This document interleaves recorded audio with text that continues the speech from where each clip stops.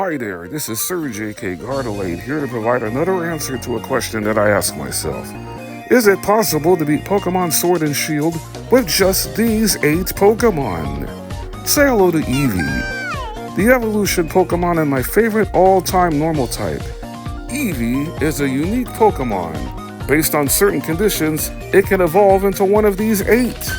The Bubble Jet Pokemon Vaporeon, the Lightning Pokemon Jolteon, the Flame Pokemon Flareon, the Sun Pokemon Espeon, the Moonlight Pokemon Umbreon, the Verdant Pokemon Leafeon, the Fresh Snow Pokemon Glaceon, and the Intertwining Pokemon Sylveon.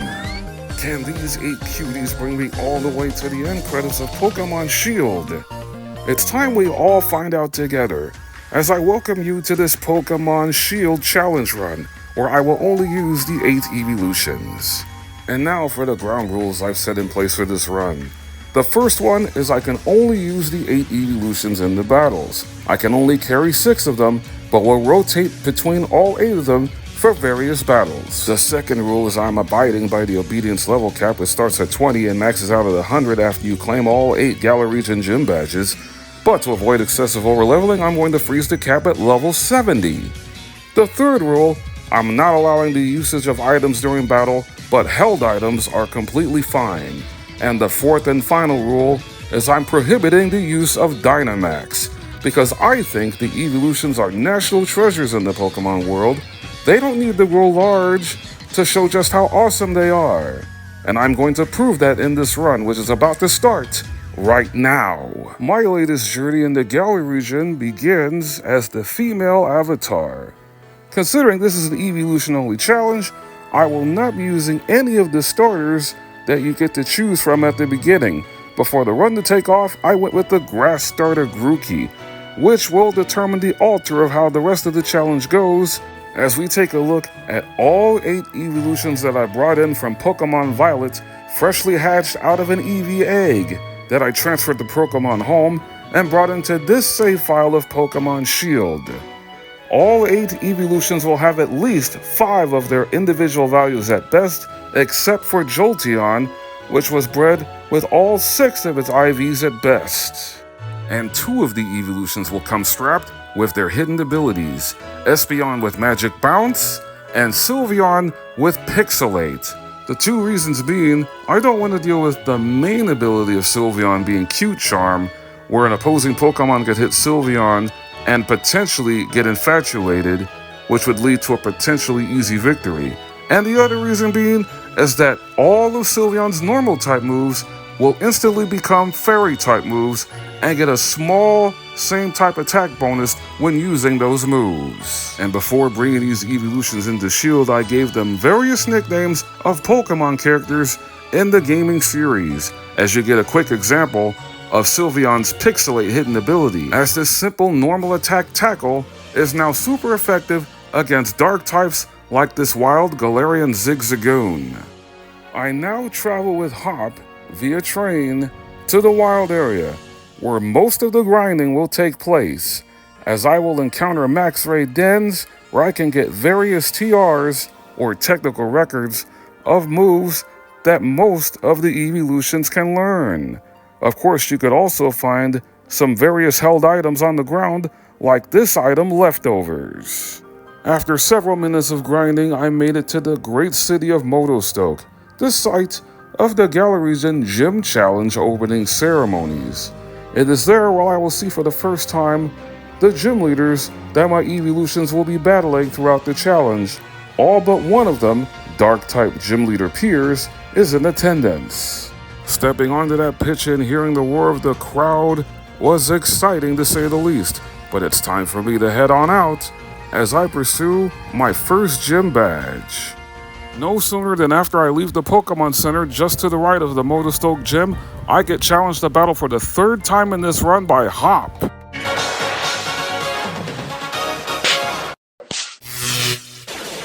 You lose.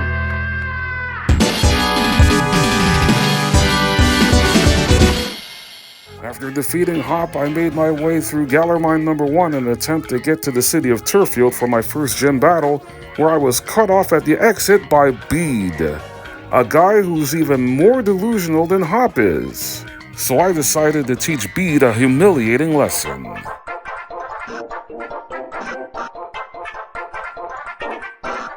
Embarrassing Bede was a lot more fun than defeating Hop, that's for sure. After a short trip through Route 4, I finally made it across alongside Hop to the city of Turfield, the site of our first gym battle. My first move in entering the city was completing a puzzle to get the held item Expert Belt, an item that powers up super effective attacks by 20%, which is what I equipped Flareon with for this gym battle against Grass Gym Leader Milo, who only has 2 Pokemon, with his first Pokemon Gossifleur at level 19. Milo's ace Pokemon is the evolved form of Gossifleur, Eldegoss. I was not able to find the TR of a strong fire attack that Flareon can learn by battling a max raid dens, so I had to rely on Ember, needing 2 of them to take down Gossifleur. With Flareon still at level 19, the next Pokemon for Milo is his ace, Eldegoss, who is 1 level higher than Flareon that's about to Dynamax. Flareon's first Ember attack struck for a quarter of Eldegoss's health before it retaliated by using the normal max move, Max Strike, which also has the effect of lowering Flareon's speed. Now faster, Eldegoss hits a second Max Strike to take Flareon into the yellow before Flareon hits with a second Ember attack. Then Milo decided to throw as I had Flareon protect itself to cut down the damage of Eldegoss's final Dynamax move, which ended up being the resistant grass move, Max Overgrowth. If you use Protect against a max move, it only cuts in half the power of the max move, but it doesn't fully protect you unless if you are already Dynamaxed and decided to use Max Guard instead. All 3 Dynamax turns were through, but instead of using the normal special attack round, Milo still thought he had a chance by using grass moves against the fire type. Flareon punished Eldegoss with its next Ember attack, getting a burn while also taking Eldegoss deep into the red, before getting back to yellow health thanks to its own grassy terrain set up by Max Overgrowth. Milo again foolishly went for Leafage, then paid the ultimate price with Eldegoss's demise thanks to Flareon's final Ember attack, which delivered the final KO regardless if that Ember landed a critical hit or not. That's 1 gym badge down in the Galar region, and the obedience threshold level cap in this run has been raised 5 levels up to 25. After defeating Team Yell to get the Rotom bike, Hop insisted I battle him once again now that we both have a grass gym badge.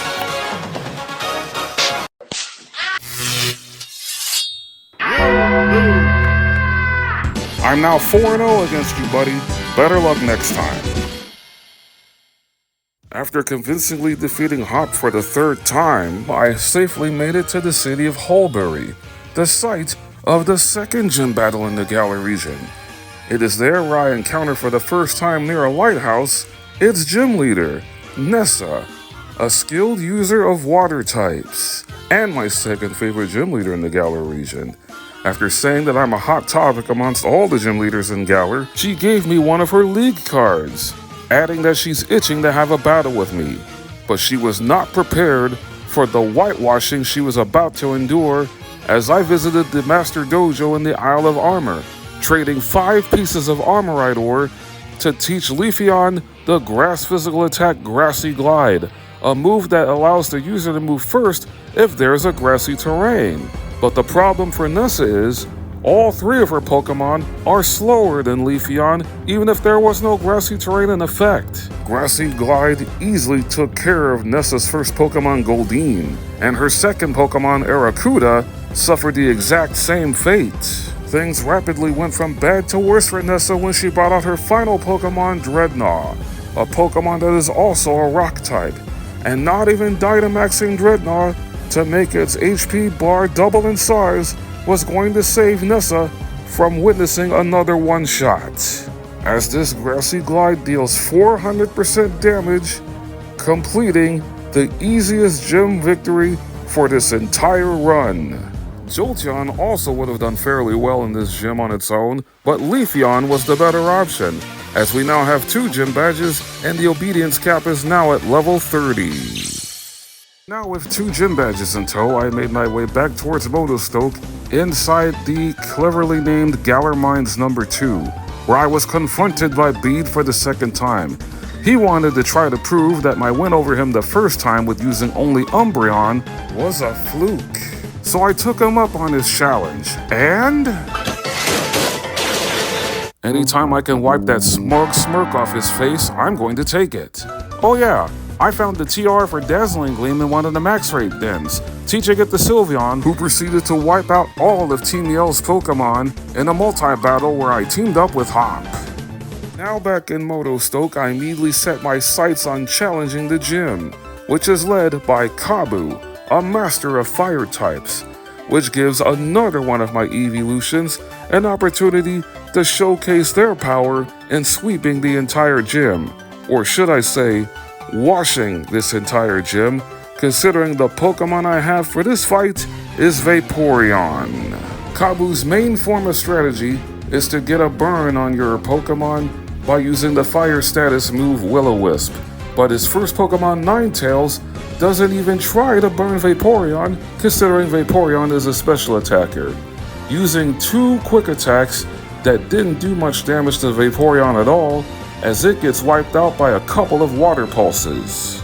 Kabu's second Pokemon, Arcanine, tried to use Will-O-Wisp but missed, before getting drowned in Vaporeon's muddy water, which is the strongest attack Vaporeon has at this stage of the run, as I used that to great effect against Kabu's ace Pokemon Centiskorch, a fire and bug dual type that's about to Gigantamax, making this the first gym in Pokemon Sword and Shield where the gym leader's ace Pokemon will Gigantamax. Vaporeon's first Muddy Water attack struck for over half before Centiskorch's Max Flutterby lowered Vaporeon's special attack stat by 1, but I got a high damage roll on the next Muddy Water, and down goes G-Max Centiskorch, giving me my 3rd gym badge in the Galar Region, and the obedience level cap is now at level 35. It's onward and upward after my victory over Kabu, as I make a short visit for the first time in this run to my favorite city in the Galar Region, Hammerlock,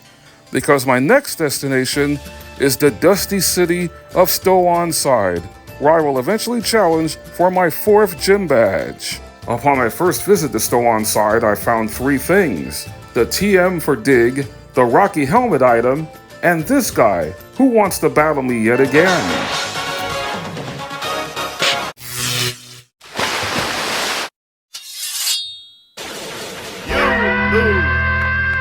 First you lose to Bede, and now this?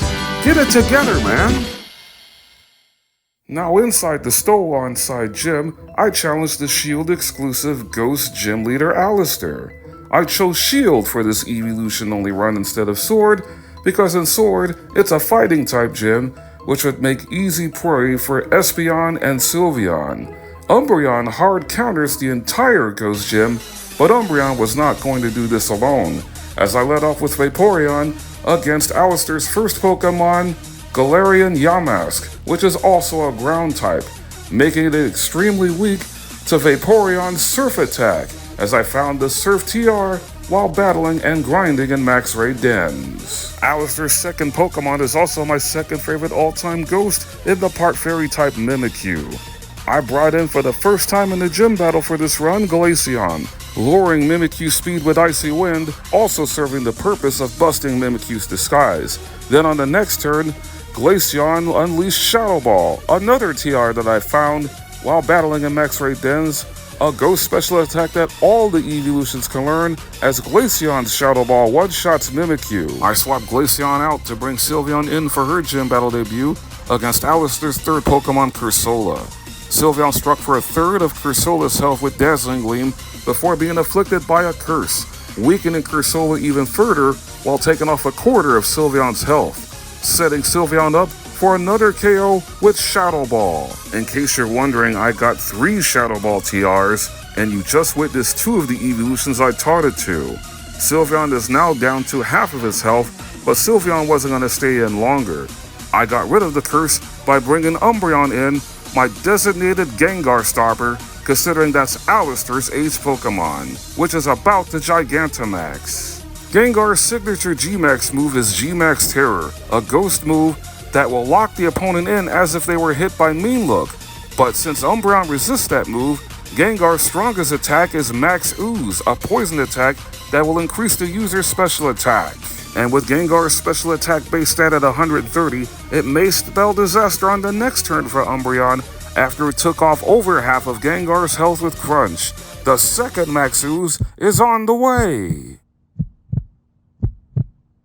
And it left Umbreon with just 17 HP. If that second Max Ooze crit, it would have been game over for Umbreon. But since it survived, Umbreon rightfully earned the privilege of finishing off this gym battle and Gigantamax Gengar, proving that Umbreon is money in crunch time.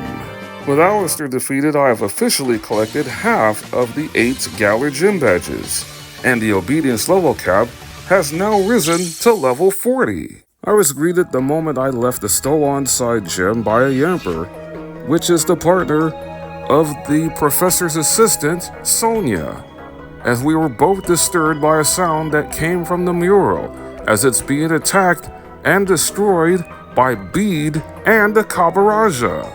Apparently Bede thinks there's some wishing stars hidden behind that mural, so I decided to confront him. And once Bede turned around and saw I was in his face, he was annoyed by my presence and immediately challenged me to another Pokemon battle. But just like the previous 2 times, Umbreon absolutely demolished his team of Psychic types, as Galarian Ponyta, Duosion, and Hatterene were all one-shots courtesy of either Throat Chop or Crunch, the latter of which I needed 3 of to defeat Bede's 4th and final Pokemon Gothorita, considering Bede, the cheat that he is, used a super potion, and after the unofficial bout, he was caught by Macrocosmos Chairman Rose and his crew, and he quickly went from being endorsed to disowned. My next stop is the city of Balonea, as I reach the city through Glenwood Tangle. The first thing I did once I arrived in Balonea was to carry out a task. I encountered a little girl in Hammerlock that had an old letter, so I had to give that letter to an NPC. In return for doing so, I was given the first of 3 choice-based held items in the Choice Scarf. Wait, Morpeko, don't tell me you actually like Gardelade? Well, Marnie, I actually like Morpeko, and it may give me an idea for another challenge run in the Galar region. But for now, my next challenge is claiming the gym badge here in Balonea against Opal, who uses fairy types. If you come into this gym with a poison type or especially a steel type, you can completely trivialize this gym battle. Unfortunately, there are no steel or poison type Eeveelutions around in the Pokemon world, so strategy is of the utmost importance as Opal brought out her first Pokemon Galarian Weezing. I led off with Flareon using Protect to avoid being hit by a Sludge attack, and after correctly answering the first question to give Flareon a double speed boost, I had Flareon aggressively attack with Fire Fang, striking for nearly half before being poisoned by Weezing's next Sludge attack, which further complicates this fight even though Flareon is holding leftovers. But at the end of every single turn now, Flareon loses slightly more HP than when it got back from leftovers thanks to the poison. So I use Protect on every alternating turn to gain some HP back before it gets sapped away even more. I tried for the rare shot at a double Protect but failed, allowing for Weezing to take Flareon down to the yellow with another Sludge attack. I then got the second question right to give Flareon a double boost to both its defenses before using Protect on the next turn. I then used Dig, knowing that it's not going to land because of the fact that Weezing is weak to ground type moves, but it does have the ability Levitate, making it immune to Dig. Weezing's next Sludge combined with the poison at the end of the turn dropped Flareon down to 9 HP. So I used Protect one more time, but once this turn ended, Flareon only had 2 hit points remaining before the third question was finally asked. I got it right, and now Flareon got the double attack boosts. And that's when I made the move for Flareon to baton pass out of the match, giving all of its boost to Jolteon, making its gym battle debut in this run. Weezing's next Sludge, which would have wiped out Flareon, did chip damage to Jolteon thanks to the double Omni boosts that were passed to him thanks to Flareon using the Baton Pass, before Weezing was finally taken down by Jolteon's Electro Ball attack. I used that same attack to one-shot Opal's next two Pokemon, Mawile and Togekiss, before Opal summons in her final Pokemon, Alcremie, which will Gigantamax and turn to a giant wedding cake, my favorite Gigantamax form in this game. Upon defeating Mawile, Jolteon hit the Obedience cap at level 40, which meant it learned the very impactful special attack, Discharge, which has a 30% chance to paralyze Alcremie. But in the case of Discharge landing the first time, it was 100%. After Alcremie healed itself while dealing damage by using G-Max Finale. From there, it was lather, rinse, and repeat until Alcremie went down. Alcremie's second G-Max Finale took Jolteon down low to yellow health before getting back to green by eating a citrus berry. Jolteon's third and final Discharge ended a long, drawn-out gym battle, but the results were fruitful for yours truly and my team of Eeveelutions, as we now officially own 5 gym badges in Galar, and the obedience cap jumps up to 45. Oh hey there, Hop. You've got 5 Pokemon on your team now? Well, let's see if you're up to the task this time.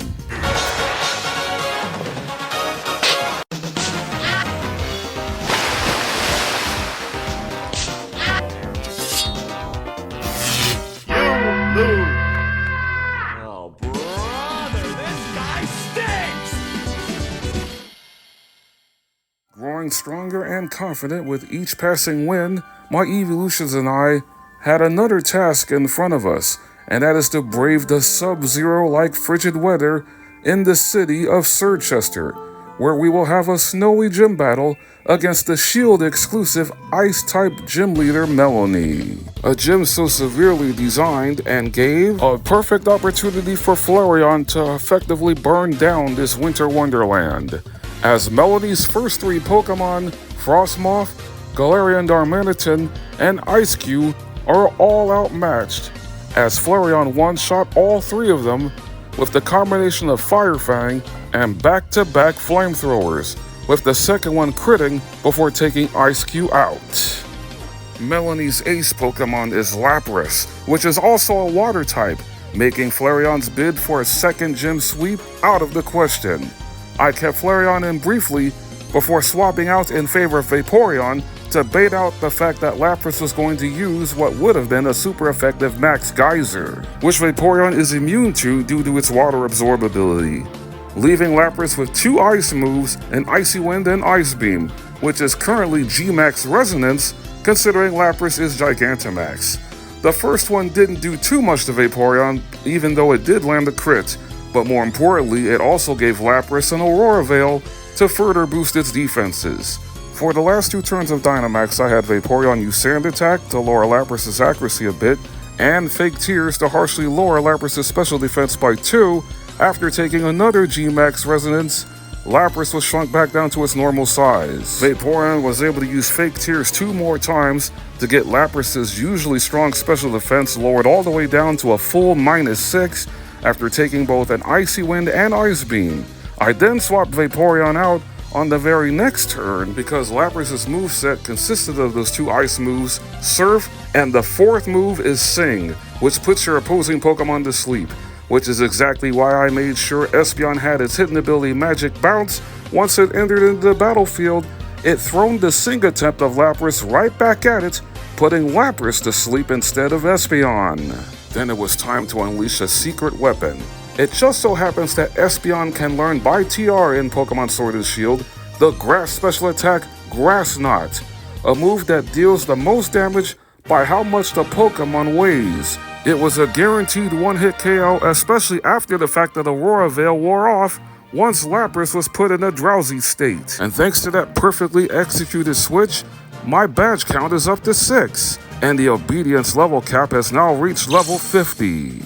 It's time for a little exhibition match starring the future champion.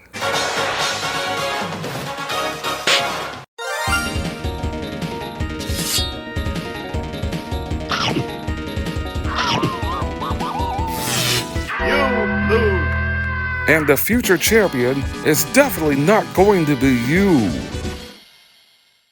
I left the city of Circhester after claiming my 6th gym badge and defeating Hop once again, heading straight for the city of Spikemuth, which was surprisingly shut down. But then Marnie stepped in and called me over to another entryway of getting into the city. But before entering, I needed to prove my worth against Marnie in a Pokemon battle, as she carries a team of 4 Dark-type Pokemon. Well, 3, because one of them isn't a Dark-type. We'll get to that in a moment, as Marnie reveals her first Pokemon being Liepard from the Unova region. Enter Penny the Sylveon into action. Liepard has speed for days and was able to torment Sylveon on the opening turn of this bout before getting wiped out by Dazzling Gleam.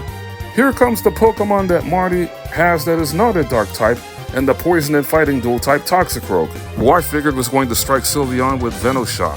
So I swapped out and brought Espeon in. Toxicroak ended up using Swagger, which gives the target a double attack boost and also confuses the Pokemon. Espeon's Magic Bounce throws the Swagger back at Toxicroak's face, and to add more insult to injury, Toxicroak lost nearly half of its HP by hitting itself before being knocked out by a quad-effective Psychic. Another timely sub-in of Espeon pays off as I turn the spotlight of this fight back on to Sylveon, who was able to one-shot Marnie's final 2 Pokemon, Scrafty and Morpeko, with Dazzling Gleam and Draining Kiss. Sylveon was tormented for the second time before puckering up and obliterating Morpeko for a match-ending critical hit. With Marnie being my 3rd rival in this run that I've defeated, I now gain access to the city of Spikemuth, where I will challenge for my 7th gym badge against Marnie's brother, Dark-type gym leader Piers. It's the only gym in Pokemon Sword and Shield that doesn't have a power spot, which means we can't Dynamax. But then again, for this challenge, I'm not even using Dynamax, so it works out perfectly, giving Sylveon more time to shine against Pierce's team of 4, starting with Scrafty. Unlike his sister, Pierce's Scrafty has Fake Out, which is why I made sure Sylveon had protected its moveset to avoid being flinched before annihilating another Scrafty with a quad-effective Dazzling Gleam. Then Pierce summons in my friend Malamar, who also gets obliterated by another Dazzling Gleam. Once Malamar was knocked out, Sylveon reached level 50, so in the flow of the battle, I swapped out Dazzling Gleam in favor of the strongest Fairy special attack, Moonblast.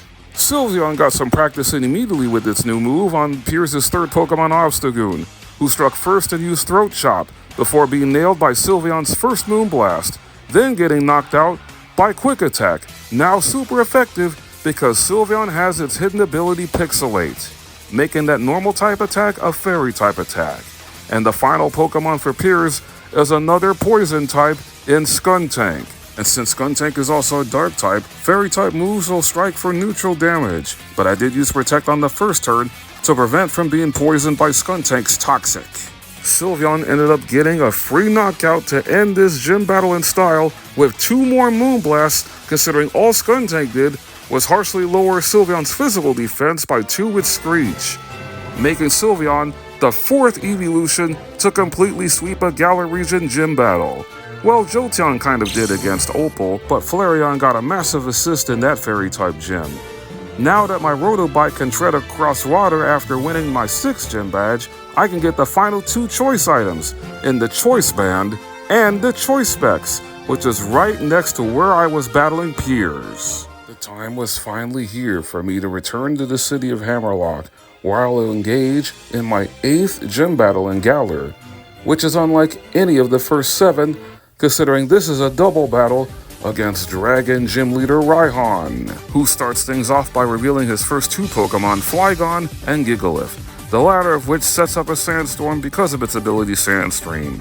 I led things off with Sylveon and Glaceon. Flygon got the first attack in with a super effective Steel Wing on Sylveon, before Glaceon responded by hitting both of Raihan's Pokemon with a powerful Blizzard, which not only froze Gigalith, it prevents the Rock type from hitting super effectively on Glaceon and also wiping out Flygon. Sylveon then attacked Gigalith with Dazzling Gleam, taking Raihan's Pokemon down to the yellow, and it couldn't defend itself as it remained frozen right before Sandaconda entered in the battle next. I decided to swap out Sylveon and bring Vaporeon in, considering it can hit super effectively against both of Raihan's Pokemon currently on the field.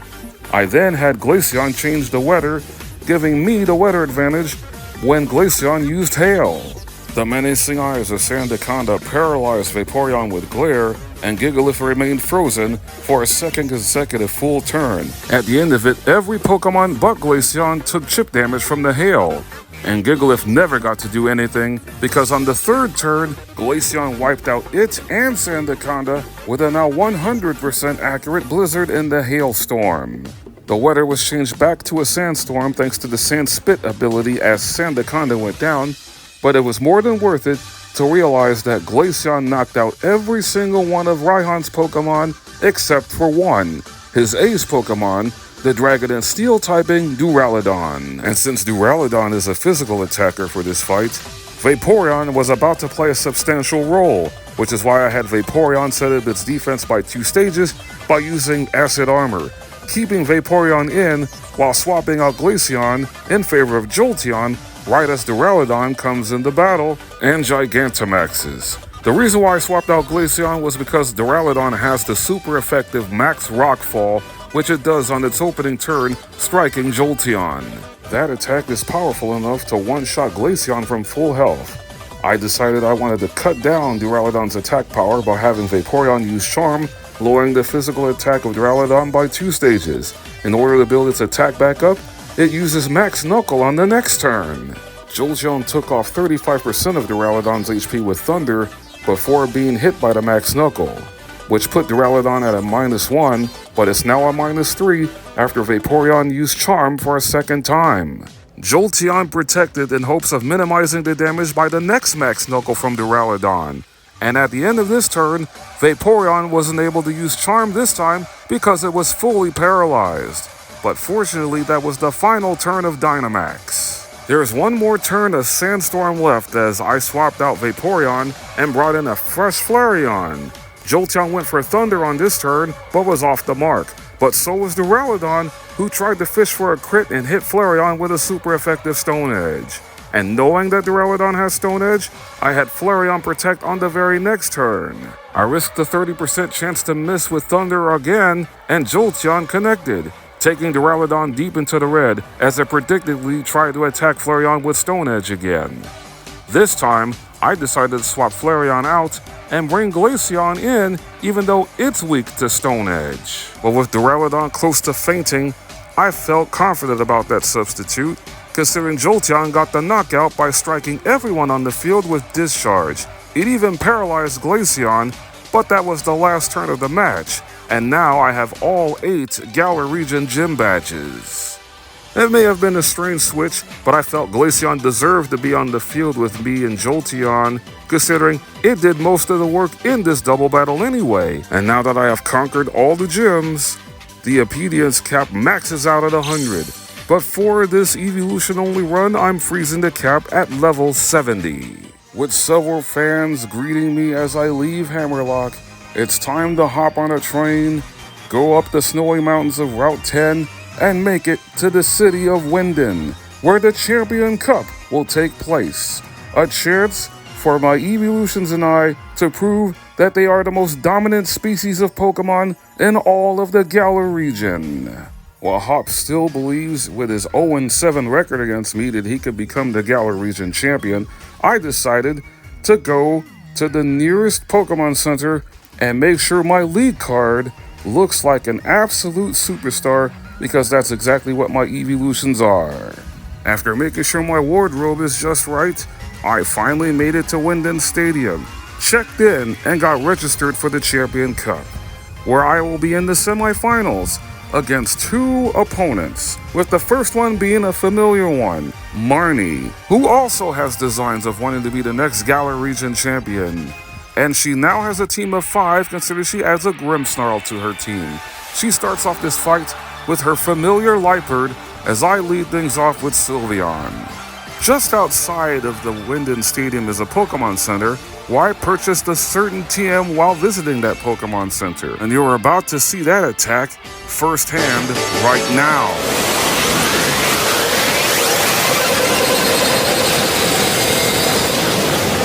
An explosive start thanks to that Pixelate-powered Hyper Beam blowing Liepard into the stratosphere, forcing Marnie to summon in Toxicroak second. I allowed Toxicroak to poison Sylveon with Toxic, considering Sylveon was holding a Lumberry to cure the poison, before swapping out and bringing Espeon in. Toxicroak's ensuing Venoshock would have doubled in power if I allowed for Sylveon to stay in and didn't have a Lumberry equipped. Toxicroak immediately got wiped out by Psychic once again. It was starting to become deja vu all over again for Marnie as I swapped Sylveon back in to take out her next Pokemon Scrafty with Dazzling Gleam, and then Morpeko came in and was able to get a Paralysis with Spark before it went down to Draining Kiss. Sylveon is once again hard carrying in this fight against Marnie, just like the previous matchup, right before we entered Spikemuth. And Marnie reveals her final Pokemon, the previously mentioned Grimmsnarl, that Marnie is about to Gigantamax. And thanks to the paralysis from Morpeko's Spark, Grimmsnarl was able to move first against Sylveon and hit with the Fairy Max move Max Starfall before it went down to one more Hyper Beam, a 150 base power special normal type attack that is of course now a Fairy type attack because Sylveon has the hidden ability Pixelate. Marnie has been eliminated, and the other semifinal match was won by Hop, so you know what that means. For those of you who've played Sword and Shield before, you now know this is the 8th time you go up in the base game story against Hop, but this time it's in front of a packed house in Wyndon Stadium, as I start off with Espeon, lowering the special defense of Dubwool by 2 stages with Fake Tears, setting Dubwool up to get knocked out by Psychic after it failed to get a paralysis with Body Slam. Hop decides to bring out his biggest threat, and another normal type being Snorlax, which is why I brought Leafeon to battle against it. I had Leafeon set up a Leech Seed, which means Snorlax will lose some energy at the end of every turn until it faints. Snorlax connected with Heavy Slam, but did more damage to itself considering Leafeon was holding the Rocky Helmet. After Leafeon got some HP back, it struck with a powerful Leaf Blade before getting the KO thanks to Snorlax knocking itself out when it hit Heavy Slam again. Corviknight came out third because Leafeon was on the field, so I swapped in Flareon, and then the Steely Bird gets roasted by a super effective Flare Blitz, boosted by Flareon holding the Muscle Band, an item that slightly powers up physical attacks. I brought Umbreon in to go up against Pincurchin, burrowing underground to go for that 2-turn dig attack, and to get more power out of it, I had Umbreon hold the Soft Sand, which slightly powers up ground-type attacks. After Pincurchin landed a Thunderbolt, Hop decided to keep his Pokemon around for a turn by healing up to full health with a full restore, but Pincurchin was a sitting duck after that, as Umbreon landed 2 consecutive crunch attacks for the KO. Hop once again has his back against the wall as he's only left with his final Pokemon, the first Pokemon he picked after I chose Grookey, and that is the water starter now fully evolved into Inteleon. After the James Bond wannabe Lizard Dynamaxes, Jolteon gave Inteleon a dishonorable discharge, securing my 8th consecutive victory over Hop, erasing any hope he had left of being the next Galar Region champion, as my Eeveelutions join me, advancing to the Champion Cup Finals. Hop and I were supposed to have a dinner with Champion Leon after my recent victory over Hop, but while in the hotel, we were stood up for 7 hours. Once we both learned that Leon was in a meeting with Macrocosmos Chairman Rose, we headed over to Rose Tower to figure out what was going on. The top assistant in Macrocosmos, Oleana, was enraged by our arrival and immediately challenged me to a Pokemon battle. But she didn't know that I was upset that the Champions Cup was interrupted by this meeting. So I made it a point to give her team of 5 Pokemon a sound beating that she richly deserves. Her first Pokemon is the Ghost and Ice type Frostlass that loves to burn opposing Pokemon with Will-O-Wisp, a strategy I'm used to when I went up against Fire type Gym Leader Kabu. And just like Kabu's Arcanine, Frostlass whiffed on its attempt, allowing for Umbreon to sink its teeth into Frostlass with Crunch for the KO. I had Umbreon hold a Lumberry just in case a Frostlass did get the burn with Will-O-Wisp. And with that opening attack, momentum is firmly on my side, and hoping to keep it building, I brought Leafeon in, quickly eliminating Milotic from this battle with a Leaf Blade. Oleana may have a diverse team of Pokemon, but it's simple and countering. Case in point, her third Pokemon, Salazzle, a Pokemon whose typings are Poison and Fire, both super effective against Leafeon, and it's pretty fast. That's why I had Vaporeon hold the Choice Scarf, then sending Salazzle to the showers with Surf. The penultimate Pokemon for Oleana is a Grass type, Serena. I could have easily brought Flareon in to deal with Serena, but I decided to give Glaceon another opportunity, as it quickly one-shot Serena with an Ice Beam. Oleana's humbling experience is about to end, as her final Pokemon is Garbodor, a pure poison type whose Gigantamax move, G-Max Meloder, poisons the Pokemon that gets hit by it. However, Garbodor moves at a snail's pace, and my final Pokemon for this fight is Espeon, getting another one-shot from my Eeveelutions with Psychic, giving Espeon the choice specs for added power, and down goes Gigantamax Garbodor. See you later, Oleana. Time to head back to Wyndon Stadium for the resumption of the Champion Cup. Chairman Rose is absent, and Leon is already in the center of the battlefield to announce that the Champion Cup Finals is about to begin. But before I can prepare for my first matchup, Bede all of a sudden shows up in brand new battle gear, as he's now the new Fairy-type gym leader in all of the Galar Region. The same guy that Chairman Rose disqualified from the Galar Region Gym Challenge, who also wanted to get his form of retribution against me for the 3 times I've beat him using only Umbreon. But I'm using 4 different Eeveelutions this time, starting with Flareon taking out his first Pokemon, the Fairy and Steel dual-typing Mawile, with a wide lens boosted Fire Fang. Earlier on in this challenge, I got 3 TRs of the Ghost Special Attack Shadow Ball, and you saw 2 Eeveelutions use it. The third one I taught to Espeon, striking for super effective damage against Bede's second Pokemon Gardevoir, who set up its special stats with using Calm Mind. Bede tried to save face for the full restore, but Gardevoir was quickly eradicated thanks to 2 more Shadow Balls from Espeon. I then swapped in Jolteon to go up against Bede's fastest Pokemon, his former Ponyta that's now evolved into a Galarian Rapidash, who took 5 hits to the face thanks to the neutral bug physical attack Pin Missile. After shaking off a Psycho Cut, Jolteon got the knockout with Discharge. The Pokemon Bede has left is its most cherished one in Hatterene, as I brought in Glaceon to be my chosen closer for this fight. Every single Eeveelution got to properly close out a fight except for Glaceon, and it has one of the highest special defense-based stats of the Eeveelutions, so I felt this moment was justified, as Glaceon hits a super effective Shadow Ball boosted by the Expert Belt. Oh boy.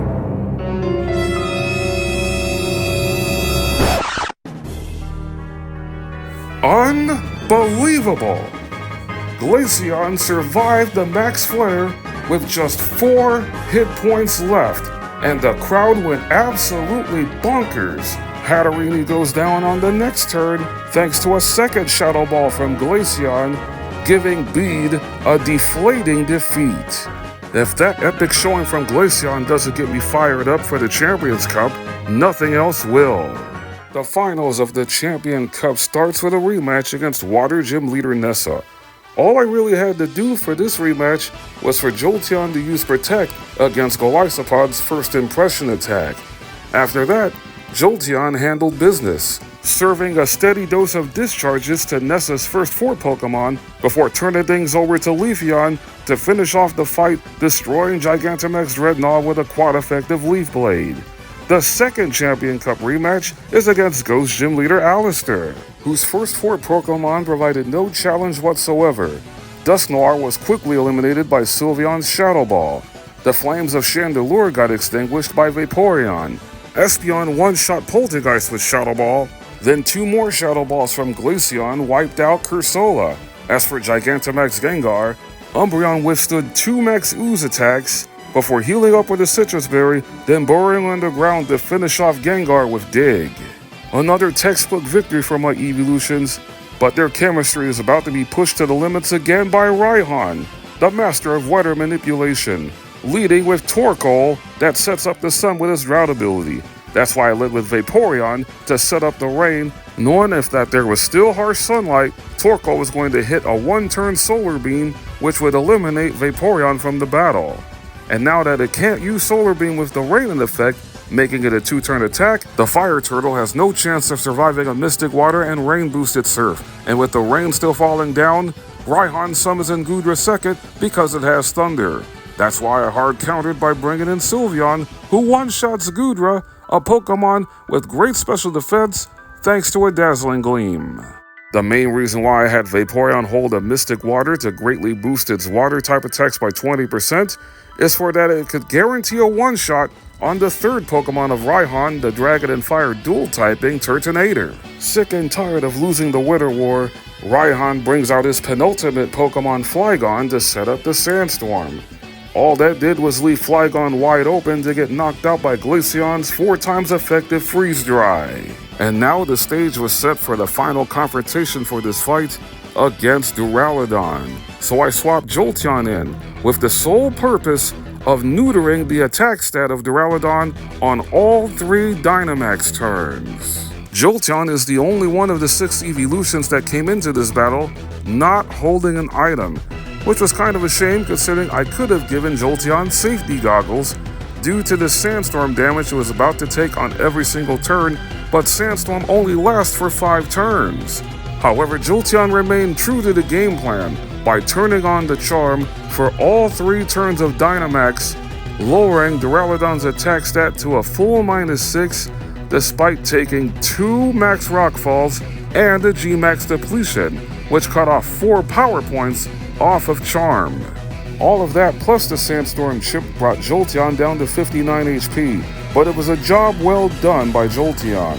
So I swapped out and brought in the MVP of this fight, Vaporeon, who had to take 2 body press attacks on the switch, but after the first body press, the Sandstorm subsided, so I had Vaporeon set the rain back up by using Rain Dance. After taking a 3rd body press, Vaporeon took Duraludon down low with a Mystic Water and rain-boosted Surf. Then, Raihan delayed the inevitable by using a full restore, but that ended up being his last bastion of hope, considering I got a high damage roll on Vaporeon's final Surf of this match. After another resounding win over Raihan, I have more than earned the right to take on Leon. My Eeveelutions and I have hit their stride at exactly the right time, as we're put in the position to square up against the unbeatable champion.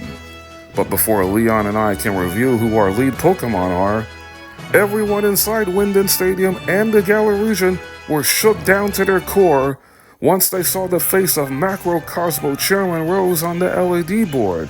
He thought it was right and proper in his mind to bring the apocalypse upon the entire region by inducing the darkest day. So Leon, Hop, and myself made it back to Hammerlock. And once we entered in the gym lobby, we were met by Oleana, whose demeanor turned from crazy to concerned, as her Pokemon without her command started to Dynamax due to the actions of Chairman Rose. So Oleana pleaded with me to not only be the voice of reason, but to stop him from going through with his idiotic plans. Rose believes in his words that he must provide the Galar region with limitless energy to ensure everlasting prosperity, adding that it's his purpose, duty, and destiny. All I see in his face and hear in his voice is complete and utter nonsense.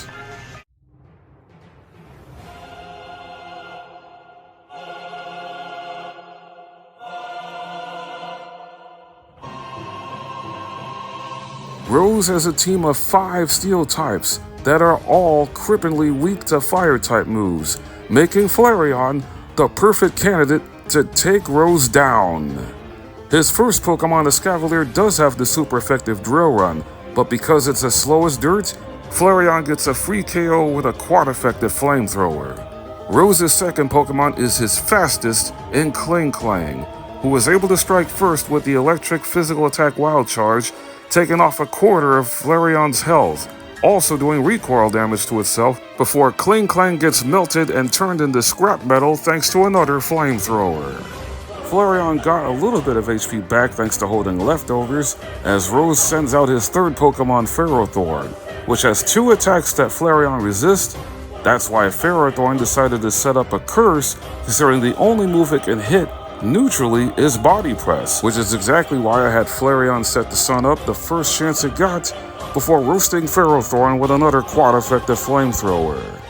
The next Pokemon Rose brought out is Berserker, who also went down to a sun-boosted flamethrower. After the menacing Kitten of Steel got torched, Flareon is close to full HP, only 7 hit points away from it, with another set of leftovers healing, as Rose brought out his ace Pokemon Copperajah, who rose Gigantamaxes at its first opportunity. With the sun still up, I knew Flamethrower was not strong enough to take down Copperajah in one hit, even with the sun in effect, so I had to risk it to get the biscuit. I had Flareon unleash its strongest physical attack in Flare Blitz.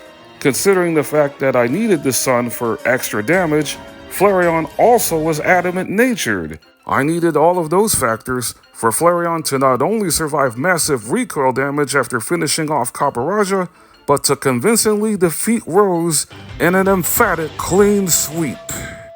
After that satisfying triumph, I had the audacity to rub it in Rose's face by busting out Leon's Charizard pose.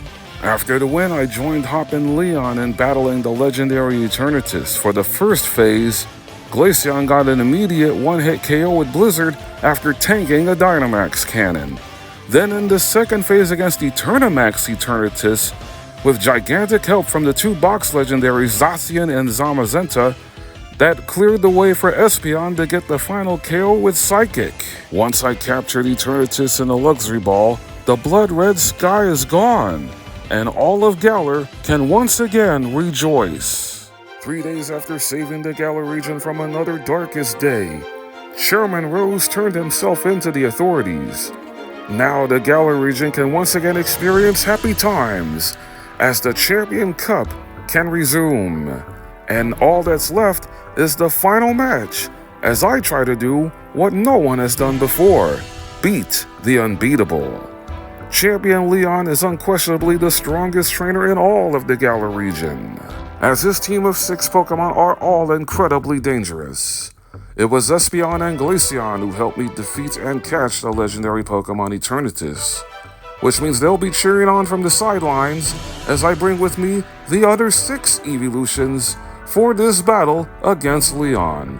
I leveled up all 8 of the Eeveelutions to level 65, which is the same level as Leon's celebrated ace. The anticipation is growing, so hit the music.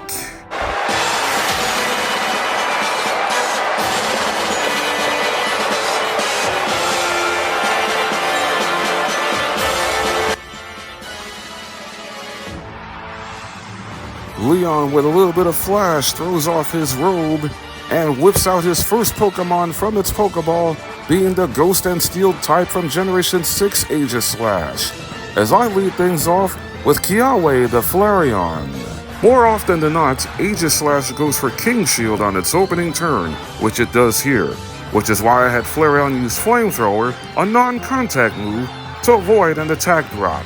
Then on the very next turn, Aegislash immediately gets torched by Flareon's powerful Flare Blitz. Flareon did lose a quarter of its health because of the Flare Blitz recoil. With Flareon a tad vulnerable, Leon sees it KO, so he brings out his second Pokemon, Haxorus, with Earthquake. But its strongest move is the Dragon Physical Attack Outrage, which is why I swapped in Sylveon. Haxorus outspeeds and nails Sylveon with a super effective Iron Tail, striking for over half of Sylveon's health, and also lowering Sylveon's defense by 1. Then Haxorus gets blown right back to the Unova region where it came from, thanks to this Choice Specs boosted, Pixelate-powered Hyper Beam. A bold statement from my favorite all-time Eeveelution, But since after using Hyper Beam, Sylveon has to recharge, I knew I needed to swap out, knowing that the next Pokemon that Leon brought out is the Galar Region Fire Starter Cinderace. My counter was bringing in Wallace the Vaporeon. Even though Vaporeon was holding the Choice Scarf, Cinderace is miles faster and struck first with Acrobatics before being washed away by Vaporeon's Surf Attack. With Surgeon-like precision, I cut down half of Leon's team. His fourth Pokemon is the Galar Region pseudo-legendary Dragapult, which has a super effective Thunderbolt, which threatens Vaporeon. So I brought in Umbreon to counter the Ghost and Dragon type. Dragapult's another fast member of Leon's team as it struck first with Flamethrower, before getting wiped out by Umbreon's Throat Chop, boosted by the fact that Umbreon was holding the Muscle Band, which slightly powers up physical attacks. I then pivot switch from the Muscle Band holding Umbreon into the Choice Band wearing Leafeon as it squares off against Leon's penultimate Pokemon, Seismitoad, who immediately gets deleted from the conversation by Leafeon's quad-effective Leaf Blade. Leon is down to his last Pokemon, his most prized Pokemon, his most cherished Pokemon, the first Pokemon he ever caught in the Kanto Region Fire Starter Charizard, who Leon is about to Gigantamax. Charizard's opposition is the Eeveelution I chose to end this entire run and this final fight with, a very high voltage surge of adrenaline in Jolteon, holding the wide lens to increase the accuracy of Jolteon's strongest move, Thunder. It strikes for almost 3/4 of Charizard's health before it responds by using Max Rockfall, which also sets up a Sandstorm and doing extra damage to Jolteon after hitting Max Rockfall. My final call was for Jolteon to effectively discharge Leon from his undefeated streak, taking down his mighty Charizard and putting an end to Leon's championship reign. Hey Petty, this one's for you! And that is how I managed to defeat all of Pokemon Shield using only the 8 Eeveelutions. My first Generation 8 challenge run has been nothing short of remarkable, as I was able to complete this run in 18 hours and 34 minutes of gameplay. It was truly a lot of fun to beat a Pokemon game using only the Eeveelutions for the second time, with the first one being Pokemon Violet. To all who took some time out and wanted to view this from the beginning to the end and enjoy the experience along with me, I sincerely thank you. If you love content like this, be sure to leave a like, and if you are a newcomer, please consider clicking on the subscribe button, because every subscription tells me that I'm doing something right and will further inspire me to want to make even more gaming content. See you on the next one, and as always, take care, God bless you all, and keep on shining.